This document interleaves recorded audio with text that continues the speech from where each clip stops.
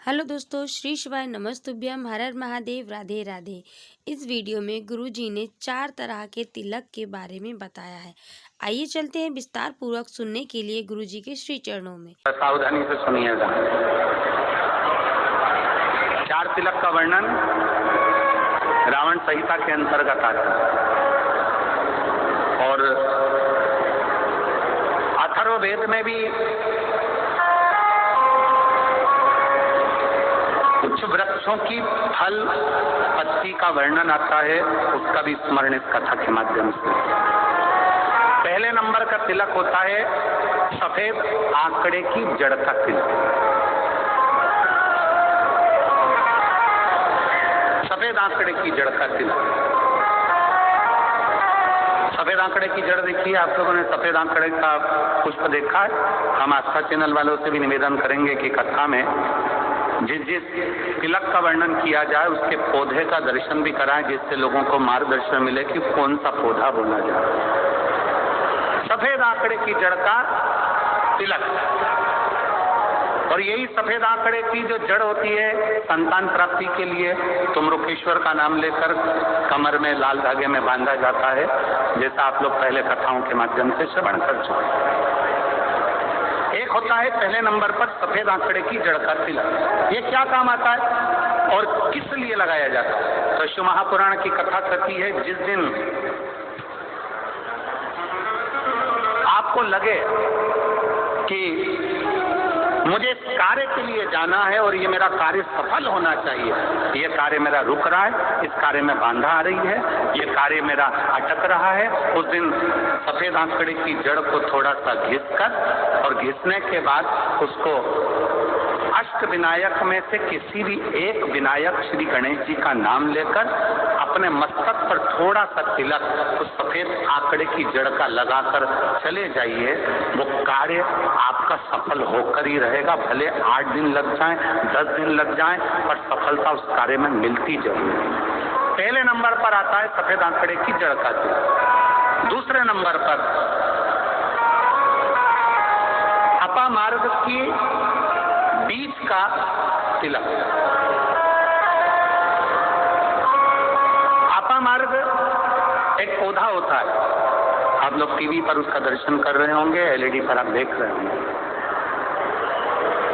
अपामार्ग की जड़ का अर्थात अपामार्ग का जो पौधा होता है उसका जो बीज होता है, जैसे आप ऊपर लगा हुआ देख रहे हैं, इसमें बीज लग रहा है, पौधे को आप लोग देख रहे होंगे टीवी पर, एलईडी पर, एलईडी भी चल रही है, एलईडी पर भी देख रहे होंगे कि ये अपामार्ग का जो पौधा होता है ये आपको आपके घर के आसपास में कहीं पर भी मिल जाएगा, जंगल में मिल जाएगा, आपके घर के पास लगा हुआ मिल जाएगा, ये हर कहीं लग जाता है।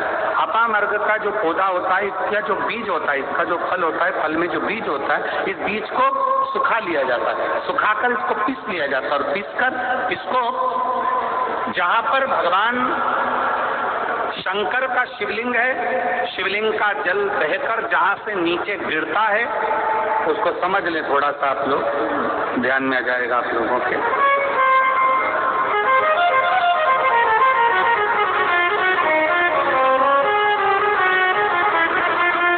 इधर देखिए, शिवलिंग की ओर ध्यान देंगे।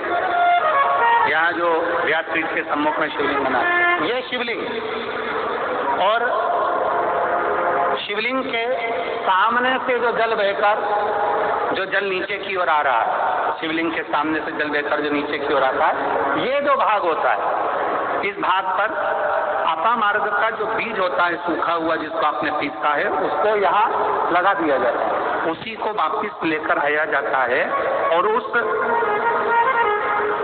बीज का जो चंदन होता है, जिसको अपन पानी में मिलाकर सिर पर लगाते हैं, कोई व्यक्ति आपका अगर धन लेकर चले गया, कोई व्यक्ति आपकी संपदा लेकर चले गया, कोई कार्य आपका बहुत दिन से कोर्ट में अदालत में चल रहा है, लगभग 1 महीना इसका तिलक लगाना चालू कर दीजिए, दूसरे महीने में आपका धन आपके घर पर जरूर आएगा और आपका कार्य पूर्ण जरूर।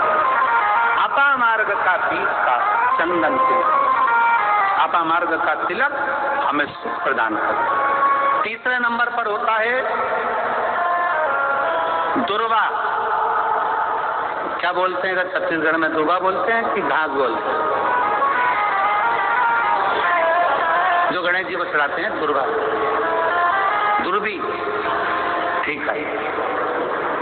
टीवी पर आप लोग देख रहे हैं, दर्शन कर रहे होंगे, दुर्वा, दुर्बी, जिसको छत्तीसगढ़ में दुर्बी कहते हैं, दुर्वा कहते हैं, जो गणेश जी को चढ़ता है, दुर्वा। अब आप सबको स्मरण में तो होगा कि दुर्वा कहाँ से प्रकट हुई है। तो शिव महापुराण की कथा में विष्णु पुराण को अगर हम अध्ययन करें तो विष्णु पुराण का स्मरण करेंगे या कूर्म पुराण को पढ़ेंगे तो उसमें मिलेगा कि भगवान जब सुमेरु पर्वत को मंथन के लिए रखा गया था, तब वो पर्वत नीचे दबता जा रहा था, तब कच्छप भगवान अपनी पीठ पर उस पर्वत को धारण करे थे।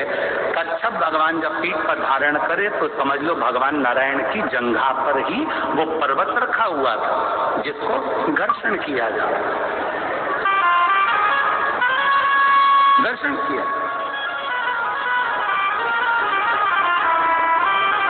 वो पर्वत जैसा जैसा घसा रहा था, रोम गिर रहे थे, उसी रोम की दुर्वा का भाव हमारे शास्त्रों में आता, उसी से दुर्वा की उत्पत्ति मानी। दुर्वा गणेश जी को प्रिय है। और दुर्वा का फल कितना है? दुर्वा का फल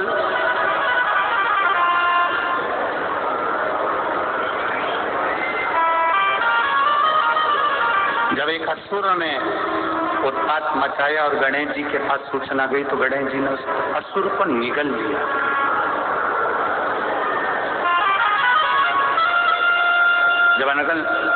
जब देखा अनायास उस असुर की ओर देखा तो भगवान गणेश जी ने उसको निगल कर अपने गर्भ में, अपने पेट में उसको धारण किया। अंदर ज्वाला उत्पन्न।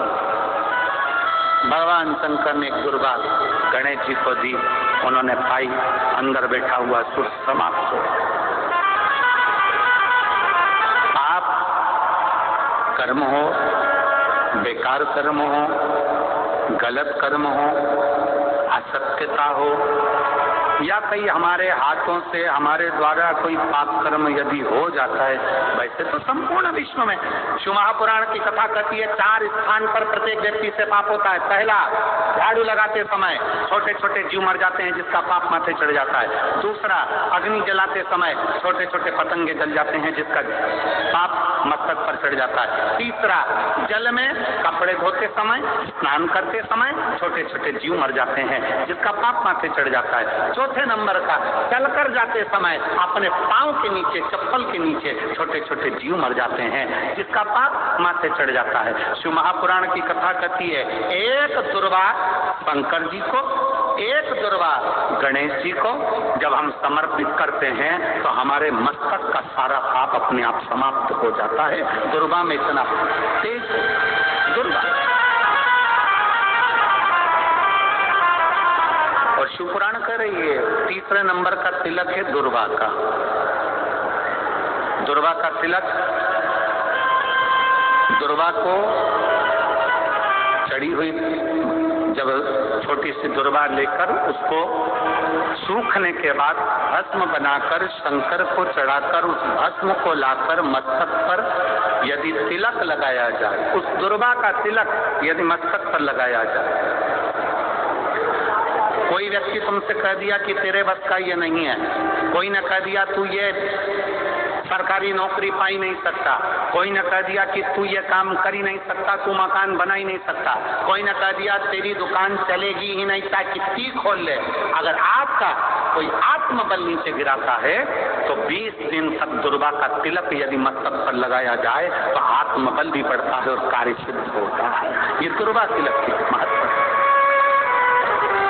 चौथे नंबर पर आता है बेलपत्र की जड़ का तिलक, जिसको हम पहले भी कथाओं में बोल चुके हैं कि बेलपत्र की मिट्टी का भी अगर तिलक लगाया जाए, बेलपत्र के नीचे की मिट्टी का भी अगर तिलक लगाया जाए तो वो भी फल देता है। तो बेलपत्र की जड़ का तिलक तो बहुत मूल है। कभी मान लो कहीं बेलपत्र की जड़ ऐसे नहीं निकालना चाहिए, बेलपत्र हरा भरा रहे तो कभी उसकी जड़ नहीं निकालनी, कभी भी मान लो कोई बेलपत्र का वृक्ष सूख गया, कोई बेलपत्र का वृक्ष अगर सूख गया है, उसकी अगर जड़ मिल गई है, तो उसको घिस कर उसका चंदन बनाकर शिव का लेपन कर उस चंदन को अपने मस्तक पर भी धारण कर सकते हैं।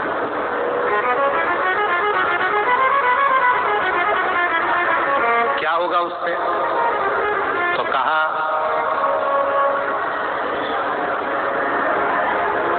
किसी व्यक्ति को कोई कार्य के हेतु आपने बोला और वो व्यक्ति कार्य से इनकार कर रहा है, मना कर रहा है कि ये मेरे बस का नहीं है, मैं नहीं करूंगा, उठाओ तुम्हारी फाइल लेकर जाओ यहाँ से, ये मैं नहीं करूंगा। तुम्हें लग रहा है कि ये केस मुझे जीतना है और मैं सत्य हूं और मेरा केस मुझे जीतना है और असत्यता भारी पड़ रही है, झूठ भारी पड़ रहा है।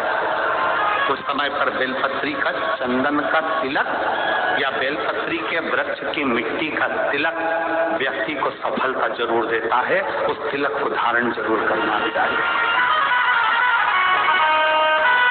तो तिलक को जरूर, बेलपत्र का तिलक, बेलपत्र की मिट्टी का तिलक, बेलपत्र के वृक्ष के नीचे बैठकर करा गया भजन, बेलपत्र के वृक्ष के नीचे बैठकर करी गई साधना, बेलपत्र के वृक्ष के नीचे बैठकर करी गई आराधना हमें फल प्रदान करती है।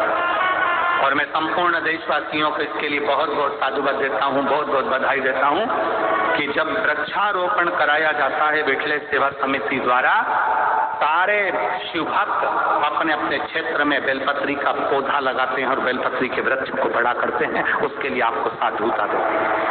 साधु अपने इस वीडियो में जितने भी तिलक बताए हैं वह सारे तिलक प्रकृति के द्वारा प्रदान किए गए हैं। कोई भी पैसा नहीं लगता।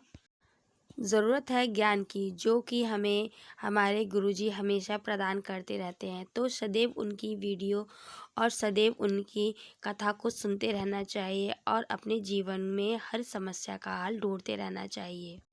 चलते चलते एक गुजारिश करना चाहूँगी, यदि पहली बार चैनल को विजिट किया है तो लाइक शेयर सब्सक्राइब ज़रूर कर लीजिएगा और अपने दोस्तों के साथ, पड़ोसियों के साथ यह वीडियो ज़रूर शेयर कीजिएगा। हमें नहीं पता कि कौन सा पल किसके लिए सफलतापूर्वक हो। धन्यवाद। राधे राधे। श्री शिवाय नमस्तुभ्यम। हर हर महादेव।